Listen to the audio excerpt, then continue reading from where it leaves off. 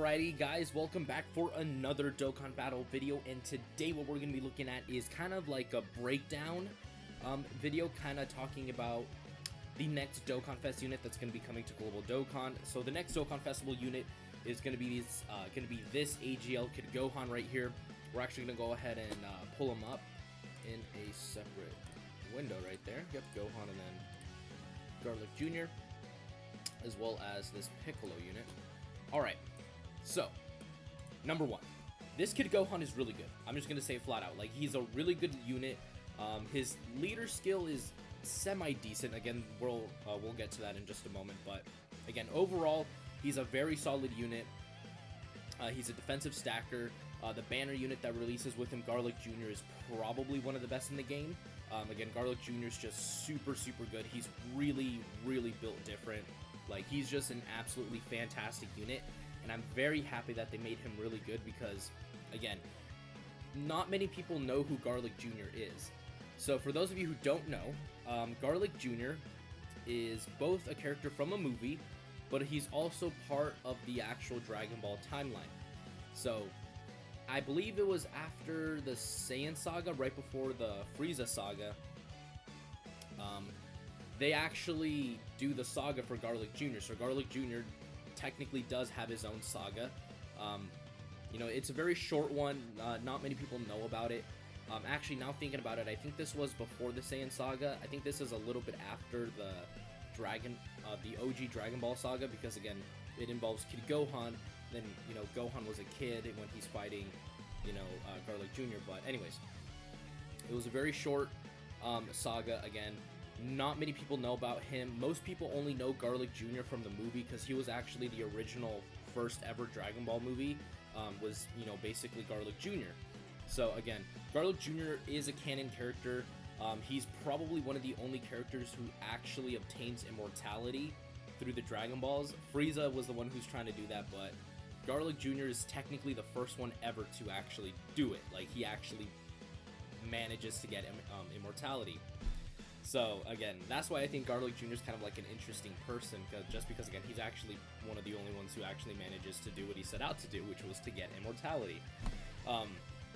So anyways, I'm like going off a different tangent here, but what I wanted to do here is, again, cover the celebration that potentially could be coming. Again, obviously, when we get the celebration details, things could vary, things could change. We could get another EZA, or like a global first EZA. We could get, you know, an EZA that was supposed to be, say, in a later celebration, bumped up, you know, to this celebration. So, again, real quick, obviously, we're going to have the new banner right here for the Kid Gohan and then Garlic Jr. Again, we'll talk about this in just a moment. Again, just to kind of go over Kid Gohan right here. Again, like I said, he's a defensive stacker, so again, he raises defense on his super attack. He also does have a unit super attack where he does raise defense and then greatly raises attack for one turn. And then he has the high chance of stunning the enemy on his unit super, and then on his regular super, it's a 30% chance.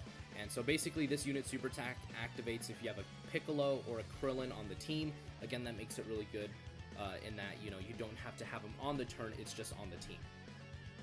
Alright, so again, his passive is really good. 158% to defense at the start of turn. He gets 158% attack on super. Gets another 58% attack and defense if there's another Heavenly Events category ally attacking in the same turn. He gets another 58% attack and stuns the enemy. Wait. Okay, this is worded really weirdly, that's why I kind of stopped. So he gets an additional 58% attack and then guaranteed stuns the enemy that the character is super attacking within the same turn after receiving an attack. Alright. Basically, he gets another 58% attack and he guaranteed stuns for that turn only. The character that he's attacking, so the character that you're attacking with Gohan, he guaranteed stuns that character for one turn if he gets hit.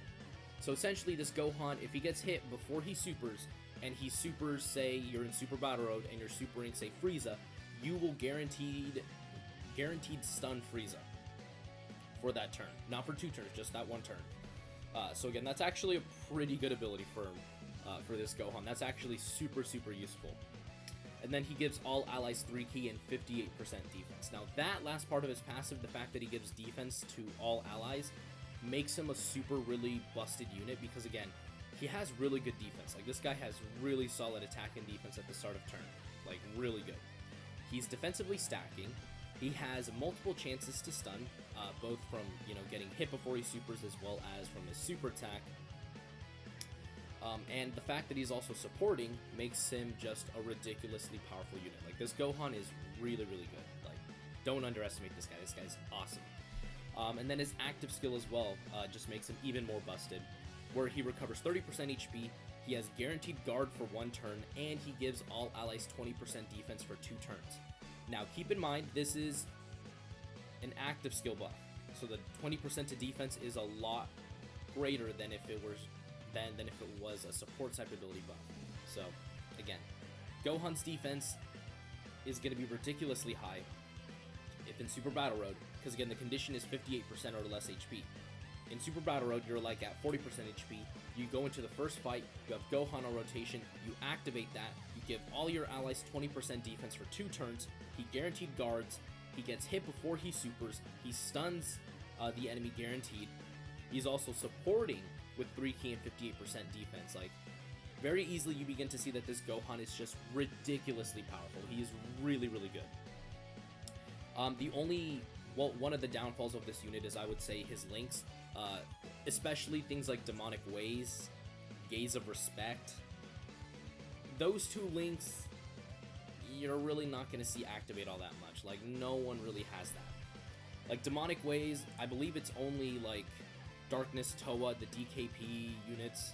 Like, yeah, Demon King Piccolo, who, again, you're really not going to run with this guy, like, at all. So, you know, not exactly the greatest link ever, but at least with Gaze of Respect, you are going to be able to link up with this Gohan as well as this one right here, and potentially this Piccolo. If he ever gets an EZA, you could kind of run him on a rotation, I guess. I mean, at least this guy also has it, and I mean, they're both Kid Gohan, so they aren't going to link up well, but, you know, I guess you could say you have some decent options to activate Gaze of Respect, but again, no one really runs that link, even though it's actually a pretty good link at level 10, 2 key and 10%, it's pretty good. Alright, and then his categories as well, Hybrid Saiyans, Goku's Family, Youth, Bond of Master and Disciple, Planetary Destruction, and Heavenly Events. Now, again, I just wanted to say this, his categories kinda suck. The reason for that is because, again, the extra 58% attack and defense that he gets from his passive, you have to have a Heavenly Events unit on, literally on the same turn. So you want to run someone from the Heavenly Events with him. And if we take a look at his leader skill of Heavenly Events, it's not exactly the greatest. Again, Garlic Jr. is really good. This free-to-play unit we'll talk about in just a moment. Kid Gohan obviously is really good, but you go down the line and you very easily see that there are quite a bit of limitations on him. Again, LRAGL Gohan, again, is probably going to be the unit I will recommend you most link him up with, because, again, they're at least going to share things like, what is it, like Saiyan Lineage, Prepared for Battle. Actually, no, not Prepared for Battle. They're going to share things like, you know, Fierce Battle, Saiyan Lineage, Saiyan Warrior Race. They're at least going to share like 3 links, not the most, but, you know, again, it's better than nothing, honestly.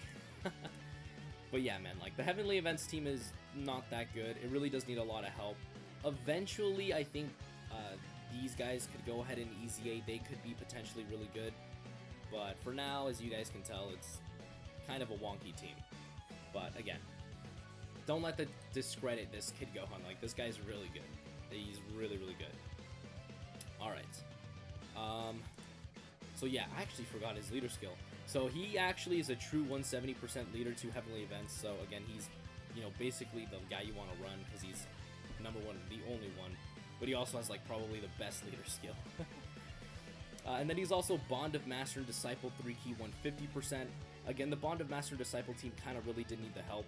And again, on this team, you are going to be able to activate a lot of, you know, his requirements. Because again, LRAGL Gohan is on the team. And, you know, he's going to be able to activate the Heavenly Event one. And you can run those 2 as a rotation. Who else is on here? This guy, again, I don't even know. Oh, wait, never mind. He's not on there. Aw, shoot. I was wrong. Never mind. Wait, is Super Vegeta there? Damn it, Super Vegeta's not on there. I would have been like, Super Vegeta could have been another unit, but no. Damn it. Ah, that sucks. Yeah, because Heavenly Events... See, only that free-to-play unit, but... That free-to-play unit is not on there. Damn it, see? Again, it can be a little tricky to get his Heavenly Event requirement, but...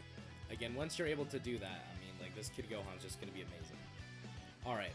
So let's go ahead and let's talk about, let's get rid of that. I was about to say DKP, Demon King Piccolo.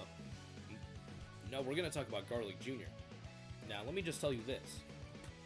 Garlic Jr.'s probably a top 5 banner unit. Now, the way I would kind of structure these banner units is I would probably have this guy in top 3. Just because, again, he's helping a lot of teams. Like, he's helping a ton of category teams that really needed it, and he's just a disgusting unit in general. Like, he's really, really damn good. Alright, so he greatly raises attack on Super. Now, again, that's not too impressive, but again, you'll see why that really doesn't matter. He gets 160% attack and defense at the start of turn. Again, very good buff right out of the gates. That's really, really good. He gets another 60% attack and defense on Super, plus a medium chance of stunning the attacked enemy when attacking super class enemies.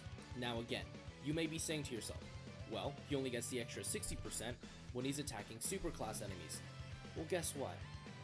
What is 90% of the units in this game? Super class. So, very easily, this is not a hard ability to get off with him. It's really not that hard. Super class enemies are everywhere in this game. Very, very dominant in this game. Like, there are almost no situations where you're not going to get that. Unless you're specifically taking him in a Super Battle Road stage where all the enemies are extreme class. But even then, most enemies for the extreme class units in Super Battle Road are going to be super class. So, you know, something you're really not going to run into too much. He gives extreme class allies 3 key and 40% attack and defense. Now this right there, along with this part of his passive, makes him ridiculously powerful. Because number 1, he stacks attack greatly, by the way, so he's going to hit very hard. He's actually pretty well built for long events, because again, 160% at the start of turn is a very good buff.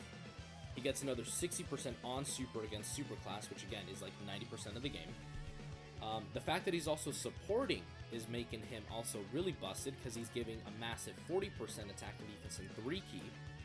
Plus, he also recovers 10% HP at the end of turn in which an attack was received. So if Garlic Jr. gets hit, he will heal 10% HP. Again, very, very powerful ability.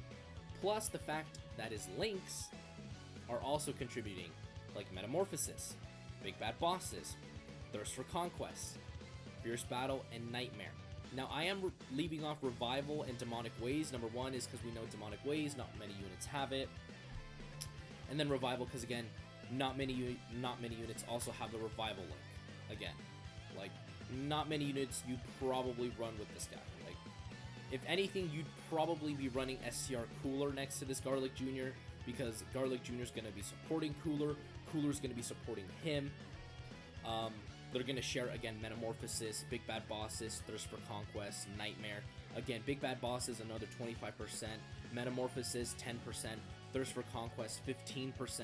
Like, again, 25 plus 15, that's 40%. Plus the 10, that's an extra 50% attack and defense at link level 10 to this unit. So, technically, with those 3 links active, he technically has 210% attack and defense at the start of turn. Like, and then his stats as well. Like, over 11,000 to defense. Like, this guy's defense is ridiculously high. So, don't sleep on Garlic Jr. Do not sleep on this guy. This guy is incredibly good. So, anyways, after my little rant there for Garlic Jr., by the way, again, that's why he's a top banner unit in the game. Like, I just don't see any rhyme or reason for why you'd even put this guy on the bottom. Like, this guy is easily top 3 in my opinion. Alright, and then we have a free-to-play unit right here, this Piccolo and Krillin. These guys were basically made to be used exclusively on the Heavenly Events category team. I'm just going to say that outright. Do not use this guy outside of the Heavenly Events category team because they are extremely limited to basically the Heavenly Events category team. Alright, so they raise attack and defense for 1 turn. Again, that's a very solid ability on their super, so that means go full additional. They get 100% at the start of turn. They get another 100% attack and defense if there's a Gohan kid on the team. Again, you basically want to run them on the Heavenly Events category team. They get another 100% attack and defense and 4C enemy super attacks when there's a kid Gohan attacking in the same turn. Again, you want to run this guy exclusively on Heavenly Events. Very easily, again, from his passive, you basically want to run this guy on Heavenly Events. Like, there's no way around it. Because again, without the Heavenly Events category team, they're basically only going to be getting 100% attack and defense, and that's not very good. Because again, they're a free-to-play unit with free-to-play stats. Not the best. Also, they're a Heavenly Events support type unit of 3 key and 30% attack and defense. So, again, if you needed even more reason on why you want to keep these guys on the Heavenly Events category team, this is why. Because they're also the designated support type unit. So, yeah. I mean, I honestly don't mind this. Like, if they make free-to-play units that are specifically designed for the Dokkanfest that comes out, I really don't mind that. That's actually a pretty good idea, honestly. But, yeah, dude, these guys are going to be really good. But again, like I said, you're probably going to be only running them on Heavenly Events. Because if you can get all of their conditions to activate, they're going to have 300% attack and defense. And they're going to be able to 4C enemy super attacks. And they're going to be able to support. So, again, on the Heavenly Events category team, they're going to be disgustingly good. And their links are actually pretty good as well. The only issue is they don't really link that well with, you guessed it, Kid Gohan. Because again, they have super good ones like Cold Judgment, Z Fighters. Those 2 links, as well as Shocking Speed, give defense. Oh wait, never mind. Z Fighters don't. That's all in the family. Never mind. So Cold Judgment and Shocking Speed, those 2 links give defense. Experienced Fighters and then Kamehameha, these guys are just basically attack links. But again, they're going to be really solid overall. But again, you just want to run them on Heavenly Events, essentially. And they're going to EZA in the future because again, 50% is a leader skill that EZAs, by the way. So do get this guy built up. He's actually going to be pretty good. All right. Now that is over with, let's go ahead and talk about the banner. So the banner for the unit is pretty mid, I would say. Again, Super Saiyan 4 Gogeta does kind of like make the banner pretty good because again, he is an amazing unit. In Dokkanfest Future Gohan, again, I actually am a huge fan of this guy. I think this guy is way better than people give him credit for. So he's still very solid. Piccolo as well, very underrated unit in my opinion. Piccolo is still easily one of the best TORs in the game for long events because he's a defensive stacker, and then when this guy transforms, he keeps all the defense you built up.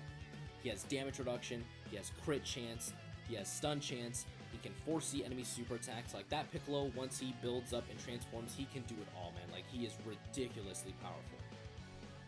And then of course also Android 13. Android 13, I would consider an underrated unit in the game. Again, his design was not the best when he came out, but again, with the link level system, he's actually a pretty decent unit to run. So again, Android 13 is still a fantastic unit to have.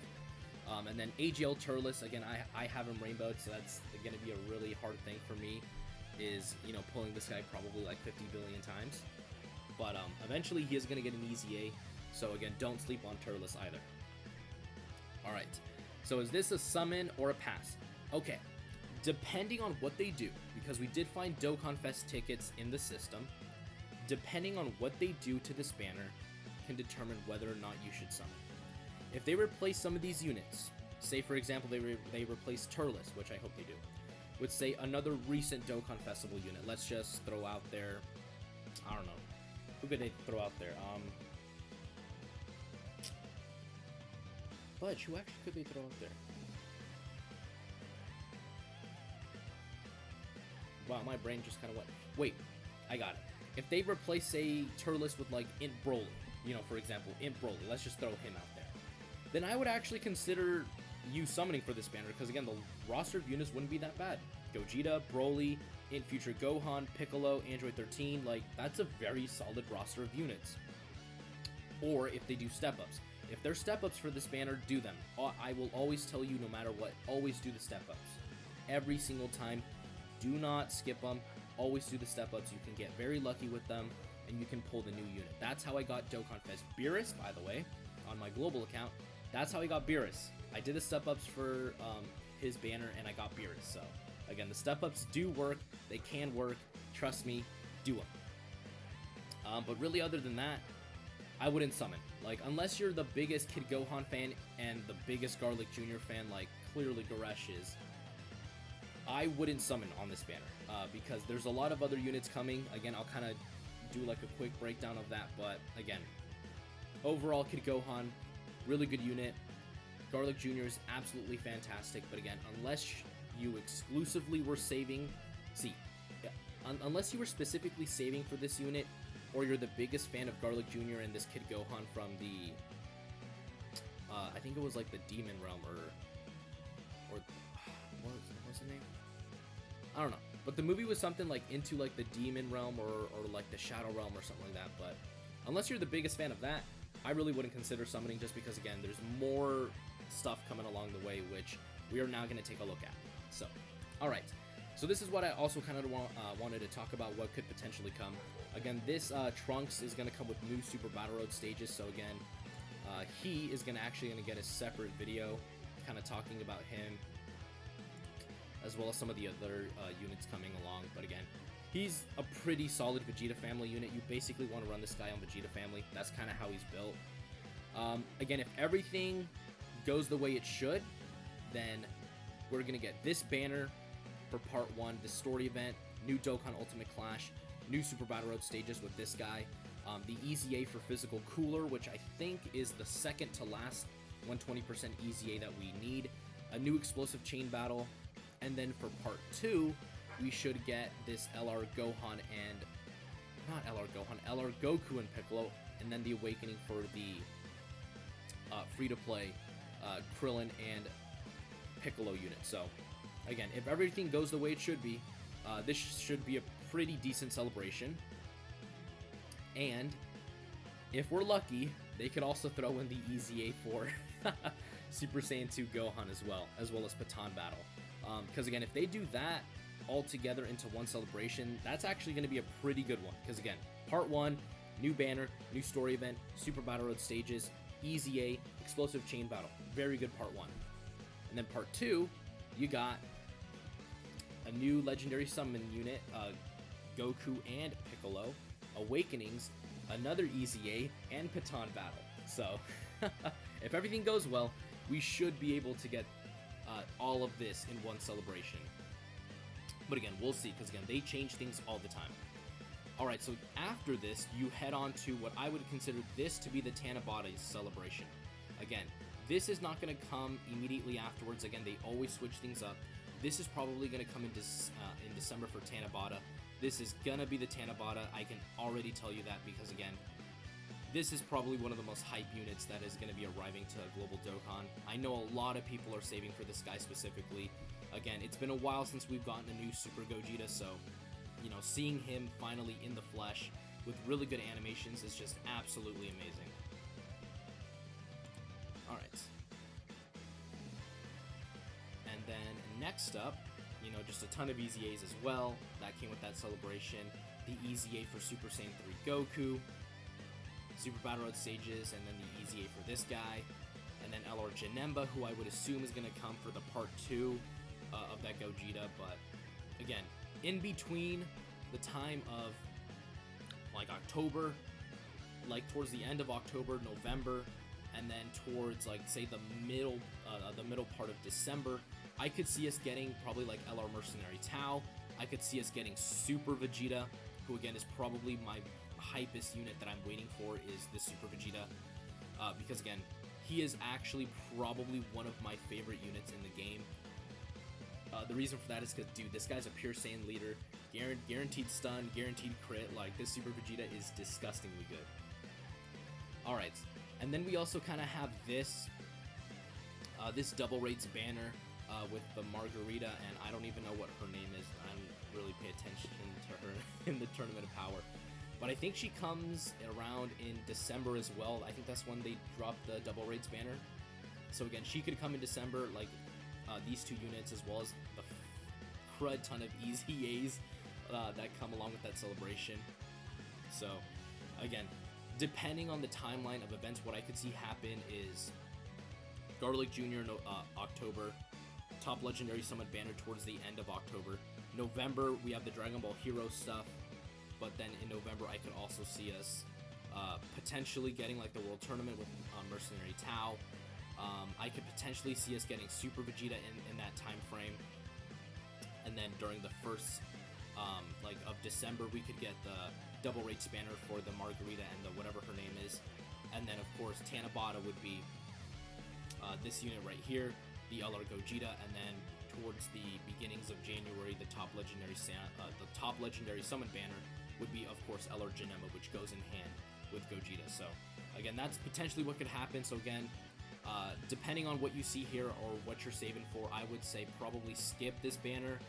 Even though again they are very good, I would consider skipping, just because again there is a lot of other stuff coming along the way, a lot better stuff like Gogeta. So yeah, anyways guys, like I said before, that is going to do it for today's video, and I will see you all in the next one. Peace. The name of this one is Rosé.